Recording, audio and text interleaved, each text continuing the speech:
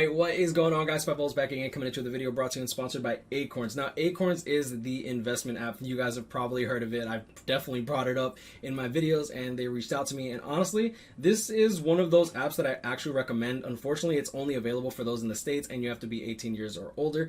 If you use my link down below, you get $5, I get $5, and that will actually cover the cost of the app. It does charge $1 a month for their services pretty much, and I will say that I actually do recommend this company. I actually personally am not negative in my portfolio, considering that I personally put my money into this instead of my savings account, because let's be real here, savings doesn't give you anything. It's like 0% interest, right? So recurring, you can set up recurring deposits, you can do weekly deposits, you can do one-time deposits, and you can do roundups and stuff like that in order to save money. They invest it for you. You can actually choose a conservative, moderately conservative, or moderate, or even moderately aggressive. I personally run a moderately aggressive because I do believe in the stock market. I'm young, and yeah, if you're interested in investing and stuff like that, this is definitely one of the go-tos that I definitely recommend for early investors. And with that being said, let's get into the video.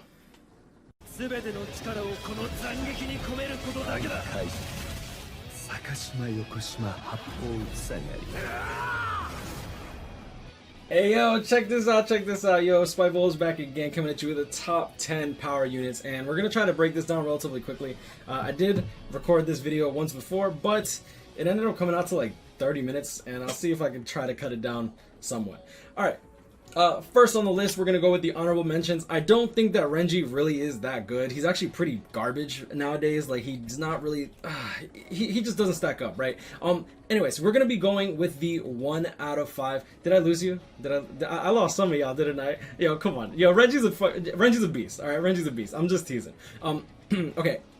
We're going to be going over this list as if they were 1 out of 5. Now, originally I wanted to do it based on attainability, not necessarily attainability, but power and attainability, because a lot of these characters are nowadays, like, you're most likely not going to be able to summon for them, and even if you summon on them, I don't want to run the risk of somebody coming to me and saying, oh man, I did 6,000 orbs for this character and I didn't get them, bro.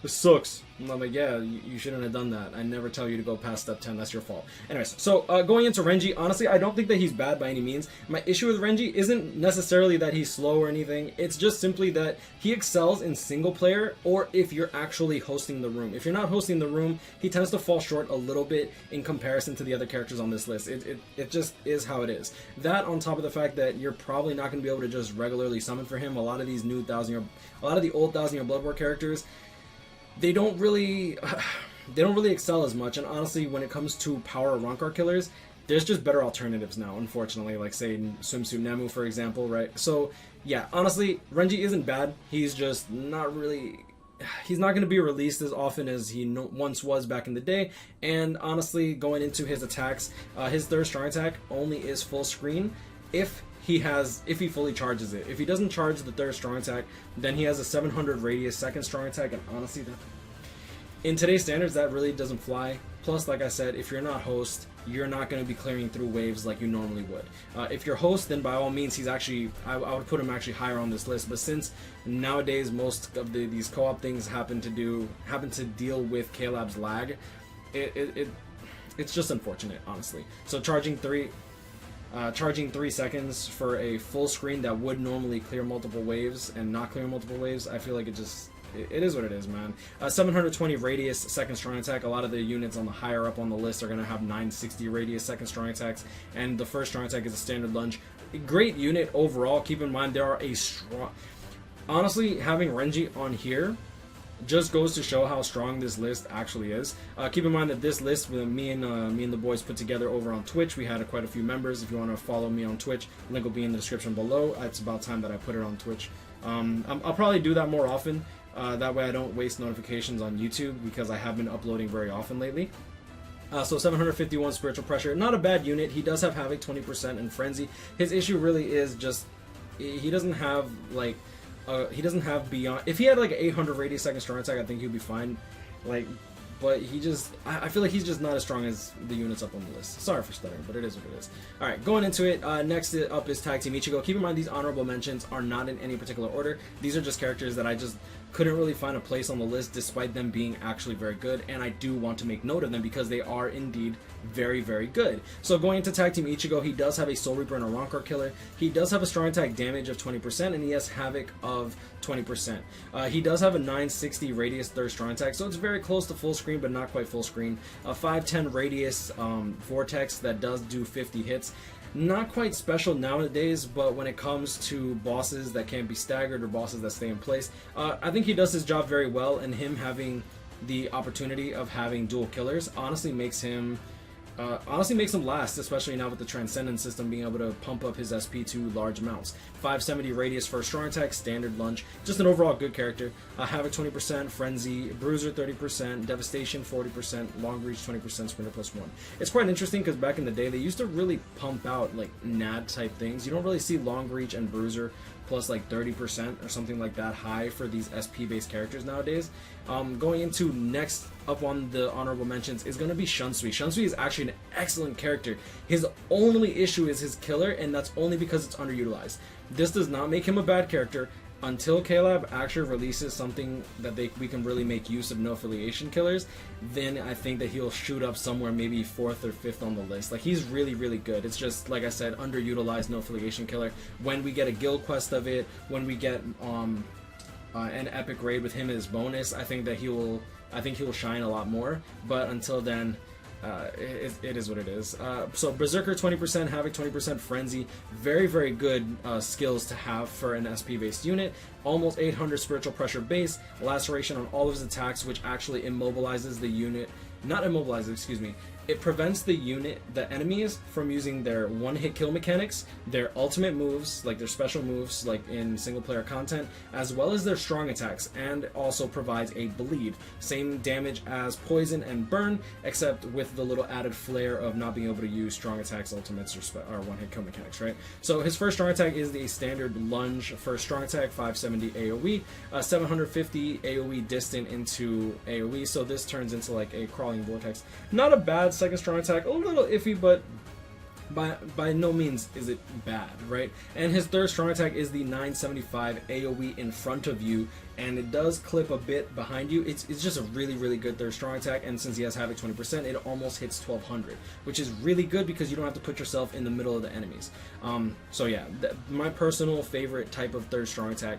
Okay, so next on the list, and this is going to be number 10, Weaken. He's a great Chronicle Quest bonus character, but unfortunately now with Hashwall, a lot of people are going to be putting in a lot of speed units in order to try to counter Hashwall, right? So you have Chad and Ichibe, so Weaken, unless he's max transcended, he's going to have a hell of a hard time. If you have him 5/5, excellent. He performs incredibly well, but like I said, this list is taking into account 1 of 5 units, and in Brave Battles, Weaken doesn't cut it.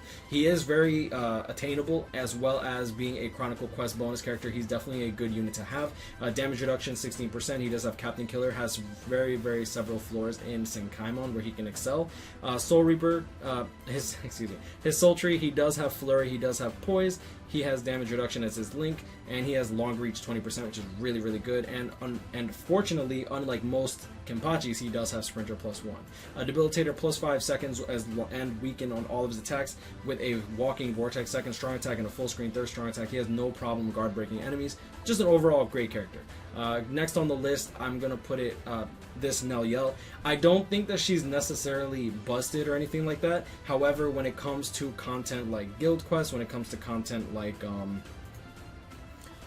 anything with the Ronkars, she doesn't really need guard break to excel and do her job well. She does have a near Bruiser 100%, which is nice. She does have multi-hits on all of her attacks, as well as a Walking Vortex, and her normal attack damage string is the same as Transformed 1000-Year Blood War Yoruichi, where she basically has 4 flash steps, except they're while she's using her NAD string. It helps her a lot when it comes to dealing damage, as well as progressing through the stage. If you have her Transcended 1 of 5 with a level 10 attack, she actually can clear one shot in Inheritance Zone if you have a Gold Chappie. Now sure, that's a lot of requirements, but her having Poise and being able to just blast through with like a Zeta Ball, she performs very well, and she's really quick with what she does. She has Weaken on all of her attacks as well, with being able to proc Weakening with her ultimate, guaranteed. The strong attack 3 is the full screen into an explosion. It's a vacuum, which I personally like these on NAD characters for the simple reason that this actually groups up the enemies together and then keeps them in somewhat a general area for you to just NAD them down. Okay, so 8th on the list, and a lot of people won't agree with me on this, I do think that Yoruichi is actually incredibly strong. Her having 4 flash steps as well as Soul Reaper Killer, I think she does her job incredibly well. Normal attack damage 20% link as well as a bruiser of 20% means that she deals significantly more damage than the average flurry character. She's made for PvE, which I'm fine with because realistically speaking, PvP is Brave Battles is a crapshoot. It's really just trash. Poise, Flurry, Enhancer, she does have a boost. Debilitator plus 5 seconds, she has paralysis on everything except for her boost skill. Berserker 30%, Bruiser 20%, let's see, and Sprinter plus 1. Keep in mind that she is a Yoruichi, which means that she has 3 flash steps innately. The Sprinter plus 1 gives her a 4th. Alright, she doesn't have Long Stride, but I think that we can forgive her on that with her excellent NAD and I wouldn't say excellent NAD, it's like 375 radius NAD, but since she does have a boost, like, being able to boost yourself, in my opinion, is really, really good. 3rd strong attack, standard full screen, and then 475 is just a standard lunge, 1st strong attack. Overall, just strong character, does her job well, does need a guard break with her strong attacks, but I feel like her kit is just fine as is. I don't know whether or not I would put her before or after Neliel. Honestly, I'd kind of make these last 3 interchangeable. Honestly, I didn't really care too much for the order of like 6 through 10. Realistically speaking, these characters are all great units, like I said. Alright, so going into next on the list, Toshiro. Now, Toshiro cleaves through his enemies just fine, even though he's from 2017. This is probably the oldest character on this list right now. And strong attack recharge minus 12%. Hollow, he has the original God kit. And I feel like he really revolutionized SP-based characters. He dominated PvP for quite some time. I want to say he dominated for at least 3 months until Unohana started coming in there and healing up her enemies, healing up her allies, excuse me. So freeze on all of his attacks. He does have a Frenzy along with Debilitator plus 5 seconds. Since he has freeze on his special, he pretty much just locks down an entire boss for 10 seconds while causing weakened defense, so he deals significantly more damage with his devastation 40% and weaken combined. Long reach plus 20%, so his NAD is somewhat usable when you run out of strong attacks because, like, let's be real here, you pop all your strong attacks, you use your ultimate, you pop your strong attacks again, and then you have to NAD at some point, right? So overall, just a great character. He does have a lunge for strong attack into the 800 radius AoE in front, and then a standard full screen third strong attack. Now, I don't want to go too deep into these characters simply because I don't want this video to end up being too long. Next on the list is Nemo, and honestly, I feel like you can interchange Toshiro and Nemo. Nemo is probably going to be a little more available just because I believe Caleb will want to pump this banner out a little bit more. This banner is actually coming back soon now that I think about it. So she does have a Hollow Killer just like Toshiro, but she has a different kit. She has a somewhat different kit, so I feel like they can be useful in their own different ways. Like Toshiro is really good for his freeze, and Nemu's really good because of her revive utility on her ultimate move. So going into the character herself, she deals tons of damage. She does have a Berserker 20% along with Havoc 20%. She has Sprinter plus 2, which helps her speed across the map. Long Reach to help with her NAD a little bit with the Bruiser 20%. Kind of not really too noteworthy, I suppose, but I mean, like, what's her attack range on her normal attack? Yeah, her normal attack damage range is 450. That's actually higher than Noitora's, which is funny. Going into, let's see, freeze immunity, and the Sprinter plus 2 lets her dash across. Now, she has a standard lunge for a strong attack and a 1200 radius third strong attack, so she has much more range than Toshiro, which is why I personally want to put her above Toshiro, but that's not to say that he's bad. I think that his second strong attack is definitely superior to hers. Now, she has the 3000 length beam, the huge beam that we actually prefer, or at least I prefer as her first strong attack, but like the problem with this as a second strong attack is, one, the cooldown is doubled when it's a second strong attack, and two, the width of this attack is only 870, so the width, it's just a lot more narrow than the normal 800 radius. I don't know how to explain it. It just feels a lot more narrow, right? So strong attack 3, just standard full screen third strong attack, which is 1200 because of the Havoc 20%. Honestly, I do value Havoc highly, so that's why I have her here instead of Toshiro. So yeah, so that's going to be it for Nemo. Next on the list, I do have Toshiro up here. I have Toshiro up here for one reason, and well, actually not one reason, but Honestly, he's just a very good character. I feel like he doesn't get enough love because he came from a banner that everyone kind of already wasted all their orbs in. Like, when he came out during a time that Veruca came out, like literally a month after. So going into the character himself, he does have an Arankar killer, strong attack recharge minus 12%. I do think he's better than Renji, unfortunately. But he has guard break on his skills. He has a Berserker of 20%. He doesn't have Havoc 20%, which I think kind of hurts him a bit. Debilitator plus 5 seconds with weakening on all of his attacks, which is good. Frenzy, Devastation 40% to help with the weakened damage. His ultimate hits really hard. First strong attack is going to be the 2500 length beam that we were just talking about. It becomes 3000 if he would have had Havoc, but he does not. Second strong attack is the AoE distant into AoE. This is the same strong attack as Christmas Retsu and the Shunsui. Not a bad second strong attack. Could be better, sure, but I mean, not everything can be perfect, right? And his third strong attack is the 975 AoE. I personally like this strong attack more because you can be a little safer when it comes down to it. You don't have to run into the middle of enemies and hope that you spamming the third strong attack actually triggers. You can actually just pop it off and hit everything in front of you. Really, really good strong attack. Alright, next on the list, Veruca. Now, Veruca might not necessarily clear faster. However, saving you hours and hours and hours of time, in my opinion, puts her way up top on this list. Now, the reason that she's not any higher is for one reason and one reason alone. She needs a carry. Sure, you can do like 4 run Verucas, but like if you don't have one of them as max transcended, the runs are excruciatingly slow, and you're honestly better off in terms of like time management. You're better off having one of these next units carry 3 Verucas in terms of like running IZ in order to just maximize your time.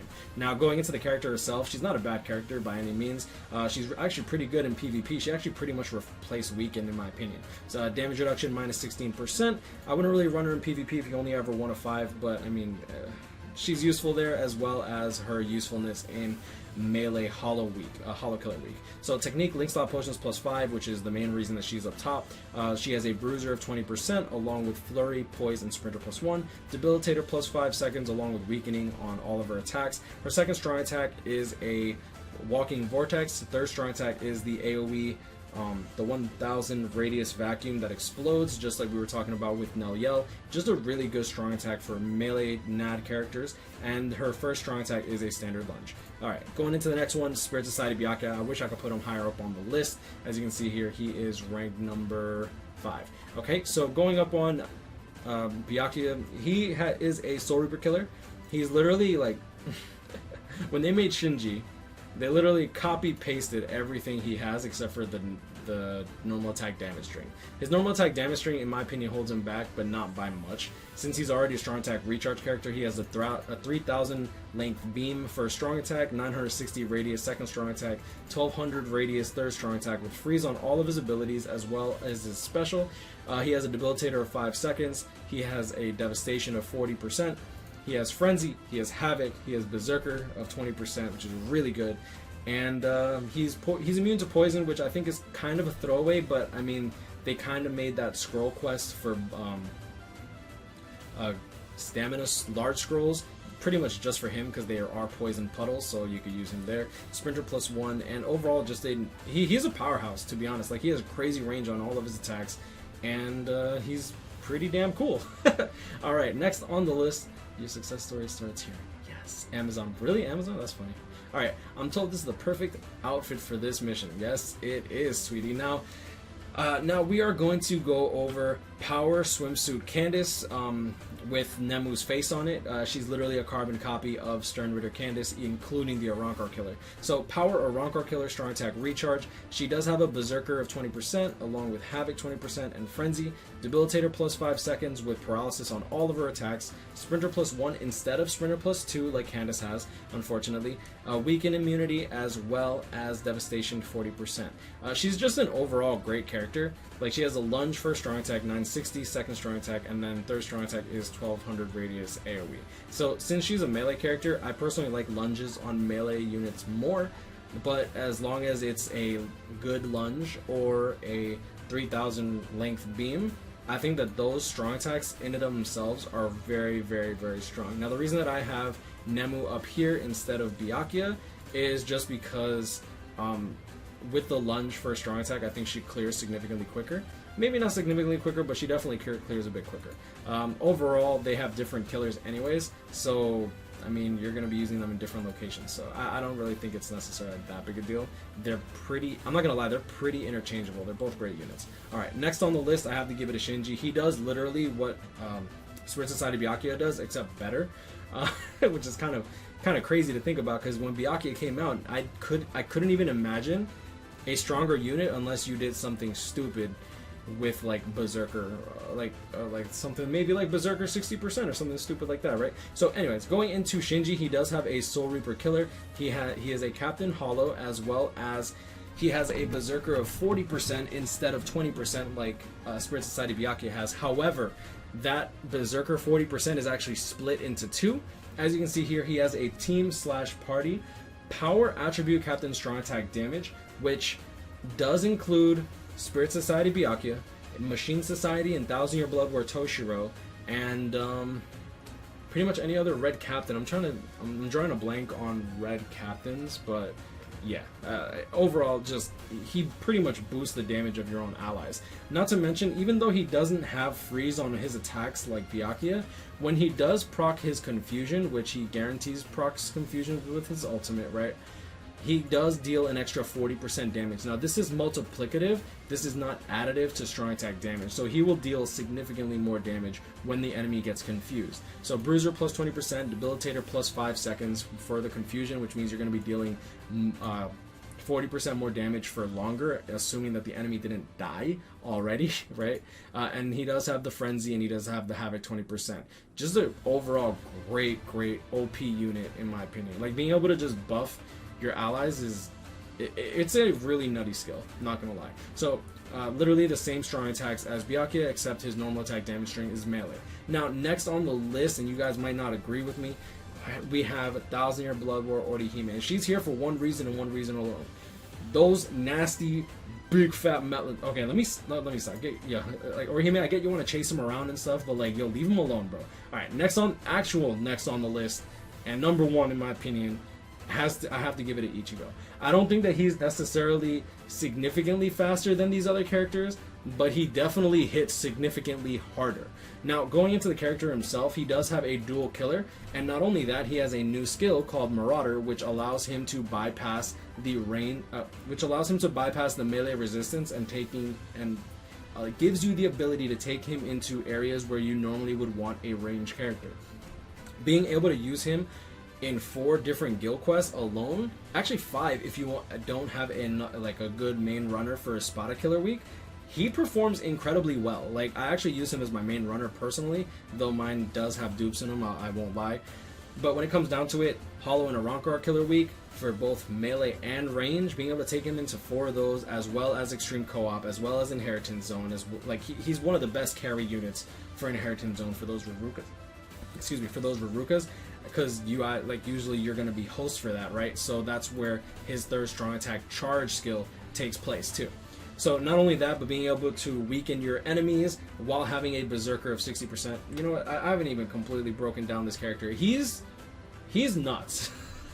Now, I do think Byakuya is better. A lot of people tit for tat, whatever you want to call it. Honestly, they're both great units, right? So going into the character himself, he has a lunge for a strong attack. His 2nd strong attack is the 960 AoE.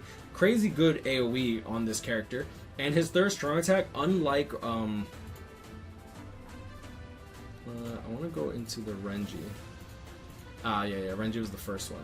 So going into the Renji, you see the 690 to 1080. This Ichigo has 840 to 1080, and not only that, but he has an AoE distant, which means that the attack takes place in front of you. Now, I'll have the gameplay down below, and you'll notice that this character has really good AoE, and you don't have to actually put yourself in danger. You could literally, if you're going up against the boss, you literally go lunge, 2nd strong attack, 3rd strong attack. If you want to charge it, you're more than welcome to. You'll get double damage for 3 seconds, which is not a bad deal considering this has a cooldown of 24 seconds to begin with. And then his special move also procs weakening. Now, he has a Berserker of 60% as opposed to the normal 20% for characters that do have status ailments. Caleb just literally took the rulebook and just tossed it out the window. Debilitator plus 5 seconds, Devastation 40%, along with weakening the enemy, which means you're going to be dealing a lot of damage with his ultimate. He does have Sprinter +2, so he's going to be faster just naturally, and Havoc 20% along with Frenzy, and Bruiser 20% in case you ever want to use his Nod for some god-awful reason. You can do that. But overall, I hope y'all like this list. It took quite a while to really try to piece this together. I do want to say that every character here mentioned is not, like, every character here mentioned is actually really, really good. To this day, like, I do think that Dazzling Blood War, Toshiro, and Ichigo definitely shine bright, like, beautiful diamonds, considering that they're both from 2017. I feel like they held up very, very well, especially now with this new Transcendence feature. Renji still holds his own, but I do feel like he needs to be host to really excel. And yeah, I mean, I gotta give it to the boy Ichigo. Either I might be biased, but that's daddy, bro. That it is what it is. But I'm gonna leave it at that. You know, guys, grind, catch up, pin, stay blessed. I wish you all the best luck with your summons. I hope y'all enjoyed this video. Smash that subscribe button, and be sure to check out the sponsor of the video if you guys are looking into investments and whatnot. It's definitely, in my opinion, worth looking into. But I'm gonna leave it at that. Stay blessed, y'all. I'll see y'all in the next one. Peace.